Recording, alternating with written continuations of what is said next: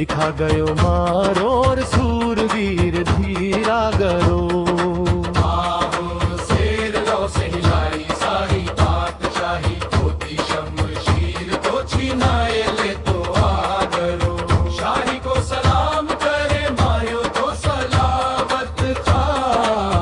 दिखा गयो मारोर सूरवीर धीरा गरो दिखा गयो मारोर सूरवीर धीरा गरो दिखा गयो मारोर सूरवीर धीरा गरो।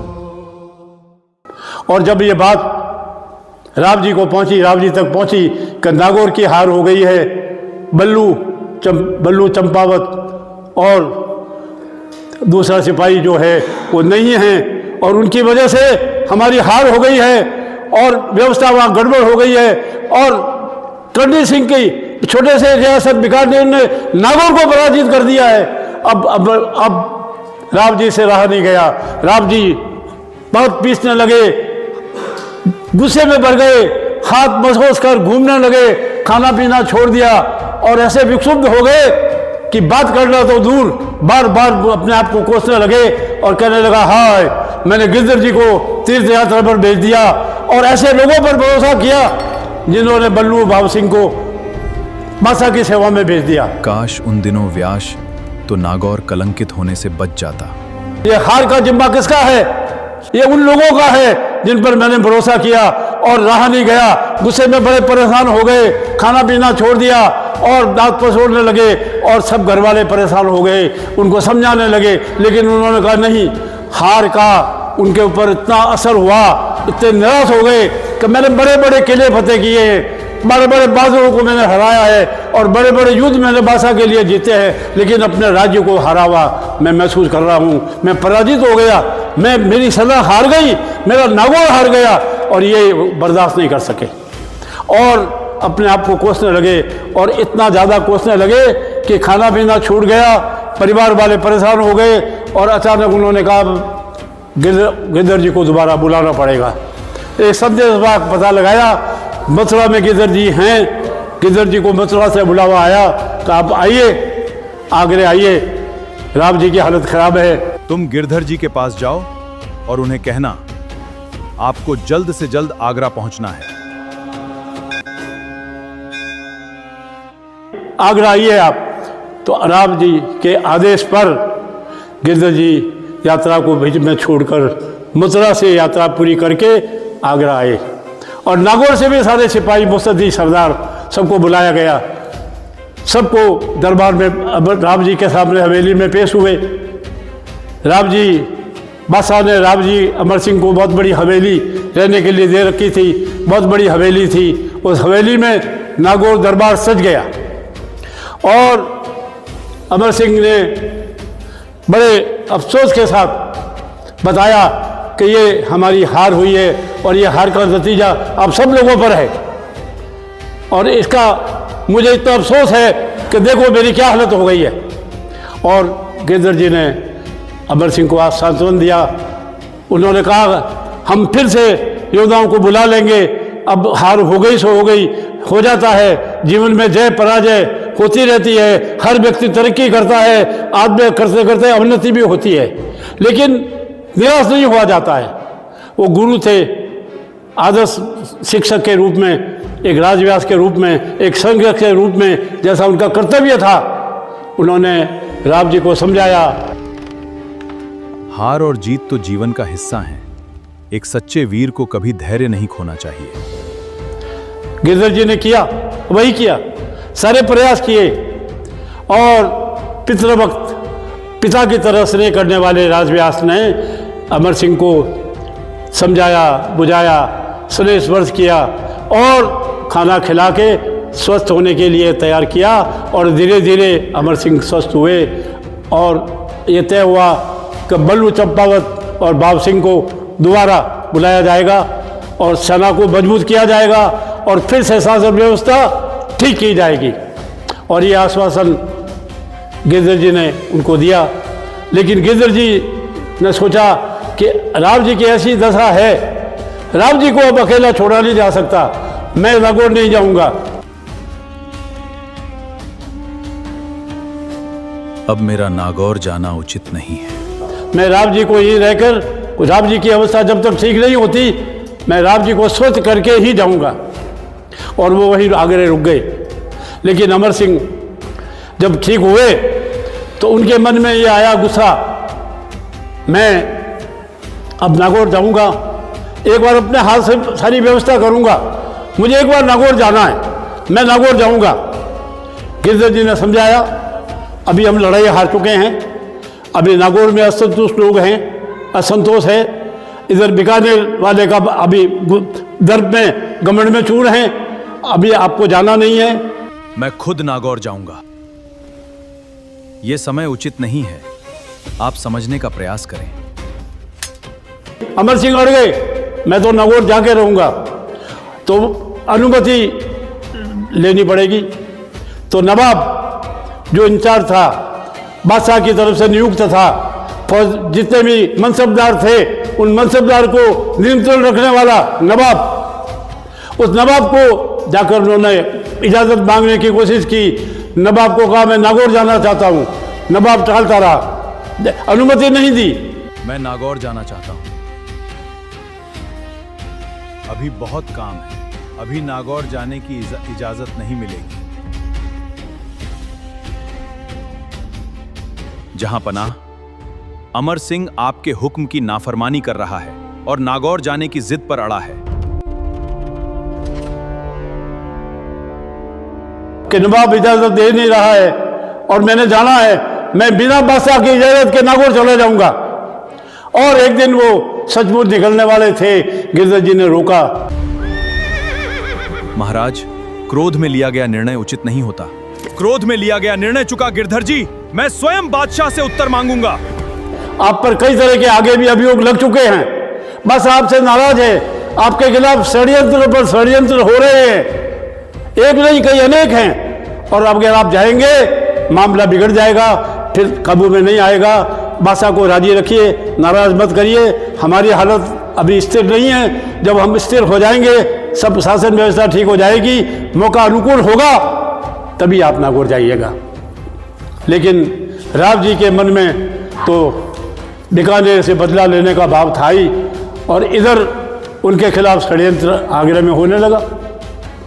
अब सब कारण ये है, एक नहीं, आगरे में राव जी के खिलाफ षड्यंत्र होने लग गए थे, धीरे धीरे इतने बढ़ गए कि अमर सिंह ने परवाह नहीं की।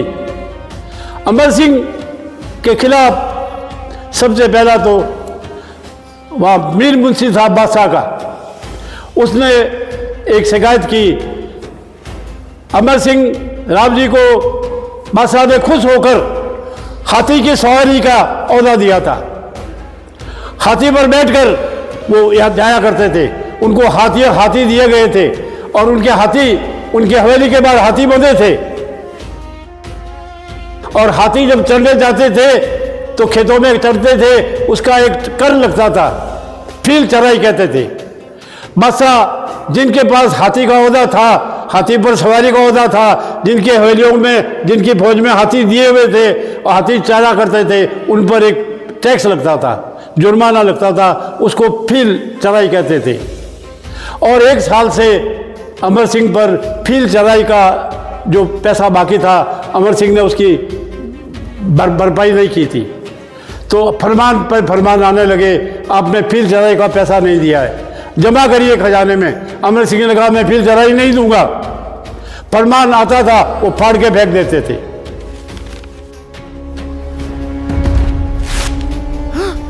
मैं किसी अन्यायपूर्ण आदेश को स्वीकार नहीं करूंगा। फरमान पर फरमान आते थे, तकाजे पर तकाजे होते थे मीर मुंशी के, लेकिन वो सुनते नहीं थे।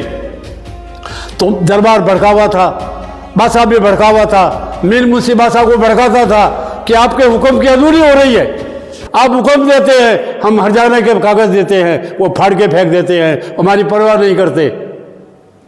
अमर सिंह सोचता था क्या कर लेगा मेरा बादशाह, मैं अपने राज में चला जाऊंगा, मैं तलवार का धनी हूं, मैं चापलूसी नहीं करता किसी की, बादशाह को मेरी जरूरत है, मुझे बादशाह की जरूरत नहीं है। अपने घमंड में, अपने दर्द में डूबे अमर सिंह ने बादशाह की परवाह नहीं की, भूल गए कि आगरा में बादशाह का राज है और वो उनके नौकर है। स्वामी भक्ति उनमें नहीं है, चाकरी का भाव है, लेकिन चाकरी के भाव में भी अंदर एक ईर्ष्या का भाव है कि मैं बादशाह को जीत का दावा, मेरी वजह से बादशाह है, अमुक रियासत जीत के बादशाह को मैंने दी है, काबुल जीत के मैंने दिया है, ये इलाका जीत के मैंने दिया है बादशाह को। बादशाह के पास क्या है? ताकत मेरी है, मैं जीत के बादशाह को देता हूँ, बादशाह मुझे क्या देता है। ये घमंड था राम जी को, अमर सिंह को, अपनी वीरता पर, अपनी तलवार पर। उस घमंड के मारे उन्होंने बादशाह के कोई परवाह नहीं करते थे हुक्म की, फिर चढ़ाई की, परवाह नहीं की। फिर थोड़े दिनों बाद एक और कांड हो गया। आगरा में परंपरा थी, शाही हुक्मनामा था कि जब कोई आगरा में रहेगा, कोई जागीरदार, उमराव, सरदार जो बादशाह के अधीन है, वो आगरा में जब तक रहेगा तो सवेरा प्रभात के समय बादशाह को जाकर मुजरा करना पड़ता था। हर आदमी का कर्तव्य था। उसके लिए जरूरी था कि प्रभात में बादशाह झरोखे पर आएगा और सब उसको मुजरा करने जाएंगे। इसको प्रभाती मुजरा कहते थे। अमर सिंह ने कहा मैं बादशाह को मुजरा करने नहीं जाऊंगा, और 1 वर्ष तक अमर सिंह मुजरा करने भी नहीं गए। बार बार उनको कहा गया आप बादशाह के मुजरे में नहीं आते हैं। गिरधर जी ने बार बार बादशाह को समझाया कि आप जाया करें, मुजरा करने में क्या है। अमर सिंह ने कहा नहीं, उस दाढ़ी कट के आगे, उस हरामजादे के आगे, उस बादशाह के आगे मैं सिर नहीं झुकाऊंगा, मैं सजदा करने नहीं जाऊंगा। और ये हुक्मजुली थी, सब सजदा करने जा रहे हैं और आगरे में रहते हुए भी अमर सिंह नहीं जा रहे। गिरधर जी ने सोचा कि बादशाह बहुत नाराज है, एक दूत के माध्यम से संदेश भिजवा दे। आजकल मेडिकल सर्टिफिकेट देते हैं, बीमार होते हैं तो सरकारी अधिकारी, तो उन्होंने राजव्यास ने यही किया। एक दूत के माध्यम से उन्होंने संदेश भिजवा दिया कि अमर सिंह बीमार है, और बीमार है इसलिए वो मुजरा करने नहीं आ सकते, और कोई बात नहीं है। लेकिन षड्यंत्रकारी मीर मुंशी को पता था कि अमर सिंह जानबूझ के नहीं आता है, वो बादशाह के आगे सिर झुकाना नहीं चाहता है। उसकी अकड़ और उसकी हेकड़ी ऐसी है कि वो बादशाह को मुजरा करने नहीं आता है। ये बीमारी तो झूठा बहाना है, और इसलिए उन्होंने बीमारी की परवाह, सर्टिफिकेट को माना नहीं, बीमारी के संदेश को माना नहीं, और इस तरह। लेकिन एक कारण और था, और वो कारण बड़ा गहरा है। अमर सिंह बहादुर था, निडर था, अड़ियल था।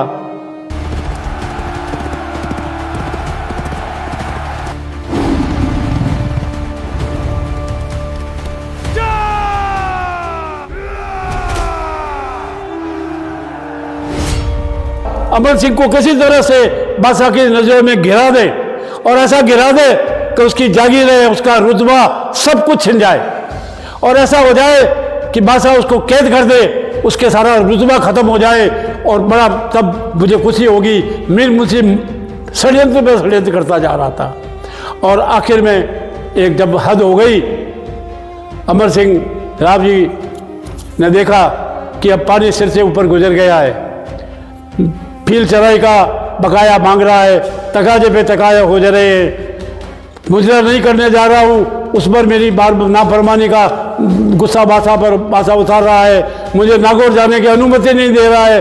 अब तो मैं नजराना अपने हाथ से बादशाह को दूंगा, जुर्माना भर दूंगा, और बादशाह के सामने मुंह पर कहूँगा कि मैं छोड़ के जा रहा हूँ, मैं नागौर जा रहा हूँ, मैंने आपके सेवा में नहीं रहना है। ये फैसला करके अमर सिंह ने कहा अब मैं खुद जाऊँगा। गिरधर जी ने समझाया अभी आप मत जाइए, किसी आदमी के साथ संदेश भेज देते हैं, आप बीमार है और अभी पैसा किसी के साथ भेज देंगे, पैसा जमा हो जाएगा खजाने में, और अभी आप मत जाइए, अभी आपके अनुकूल वातावरण नहीं है। दरबार में कई लोग आपके खिलाफ है, मीर मुंशी नवाब सब आपके खिलाफ है, बादशाह को भड़का रहे हैं, और ऐसे में आप जाएंगे तो बादशाह आपके साथ न्याय नहीं करेगा, आप रुक जाइए। लेकिन गिरधर जी की नहीं मानी, और अपनी अकड़ में घोड़े पर बैठकर उन्होंने कहा आज तो मैं जाके रहूँगा, आज तो मैं बादशाह से सीधे मिलूँगा, बादशाह को झुका दूंगा, बादशाह को कहूँगा आप मेरी कदर नहीं करते हैं, मैं स्वयं बादशाह से उत्तर मांगूंगा, और मेरी बात सुनिए, और पैसा उसके मुंह पर फेंकूंगा, और फेंक कर मैं अपना बर्दाश्त नहीं कर सकता, मैं दरबार जाऊँगा और जाकर रहूँगा। और वो निकल पड़े, घोड़े पर बैठे और दरबार की तरफ चल पड़े। गिरधर जी ने बहुत रोका, बहुत कोशिश की रोकने की, और बच जाइए राम जी, ठहर जाइए, राम जी ठहर जाइए। घोड़े पर जाते हुए घोड़ा के लगाम पकड़कर उन्होंने रोक कर कहा, अरे प्रभु आप रुक जाइए, अभी स्थिति ठीक नहीं है, आप मत जाइए। लेकिन अमर सिंह ने कहा नहीं, आप हट जाइए, अब तो मुझे आज बादशाह को सबक सिखाना है, आज तो मैं जाऊंगा। और तलवार निकाल कर उसने अपना रुद्र रूप दिखाया और गिरधर जी पीछे हट गए और वो घोड़ा दौड़ाकर सरपट बादशाह के सामने दरबार की तरफ जाने के लिए चल पड़ा। महाराज एक बार फिर विचार कर लीजिए, अब विचार का समय बीत चुका है गिरधर जी। मुझे भय है कि ये मार्ग किसी बड़े संकट की ओर जा रहा है।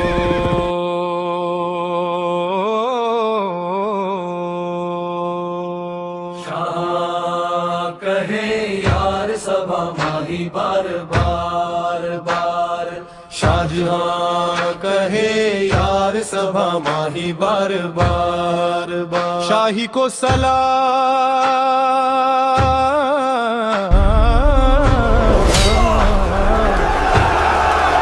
करे मारियो तो सलावत खा,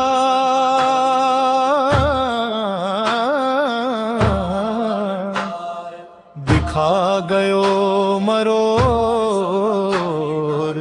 सूरवीर धीरा दरो। पृथ्वी योद्धाओं की गाथा सुना रहा हो, पृथ्वी योद्धाओं की गाथा सुना रहा हो, पृथ्वी योद्धाओं की गाथा सुना रहा हो। शाहजहां कहे यार सभा माही बार बार, शाही को सलाम करे मारियो तो सलावत खा। दिखा गयो मारो सूरवीर धीरा गरो।